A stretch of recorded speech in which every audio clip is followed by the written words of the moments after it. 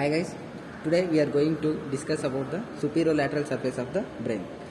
Before in superolateral surface of the brain, we are going to discuss about the sulci and gyri. What are sulci? These sulci are the depressions that are found in the brain. And what are gyri? Gyri, these are the elevations that are present in the brain. And now before determining the sulcus, we have to determine the poles of the brain. We know that there are three poles. One frontal pole, temporal pole and occipital pole. How to determine frontal pole? Usually the frontal pole lies above the level of occipital pole, and the occipital pole is notched. Which is more notched, that pole is called as the occipital pole, and this is the frontal pole which lies above the level of occipital pole, and this is the temporal pole. And now we will discuss about the sulci. In the superolateral surface, we have to mainly discuss about the central sulcus. The central sulcus is the basic sulcus we have to discuss here. How to differentiate the central sulcus from many of these sulci. The central sulcus, it is continuous with the medial surface. See, here there are many sulci, but none of the sulci is continuous with the medial surface except this sulcus. This sulcus is continuous with the medial surface, and hence it is the central sulcus.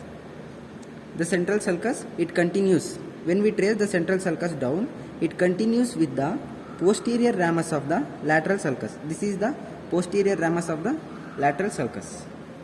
And in front of the central sulcus, we will be having the precentral sulcus. This is the precentral sulcus. And in behind the central sulcus, we will be having the postcentral sulcus. The region between the central sulcus and precentral sulcus is called as the precentral gyrus, which is having the Brodmann's area this have Brodmann's area 4 and 6.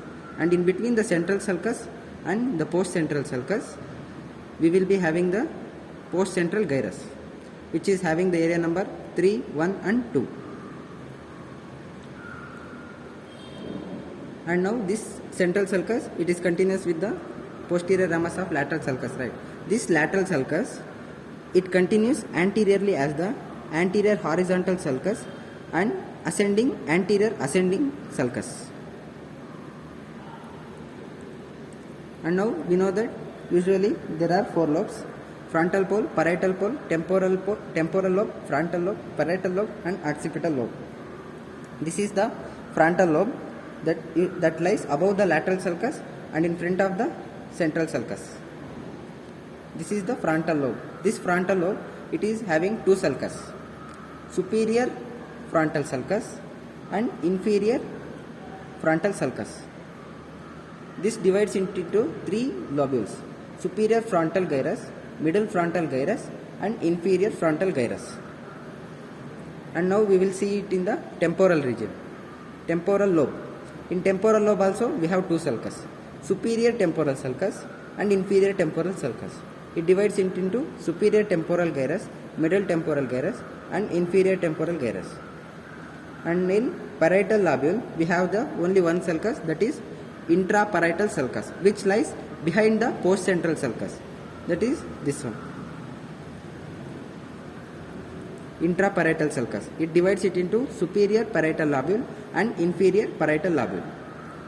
And now we discuss about the arterial supply of the superolateral surface. The main arterial supply for the superolateral surface is the middle cerebral artery, which is the branch of internal carotid artery. Almost all the region of the superolateral surface is supplied by the middle cerebral artery, and the medial border. This medial border is supplied by the anterior cerebral artery, and the lower and the posterior border, it is supplied by the posterior cerebral artery.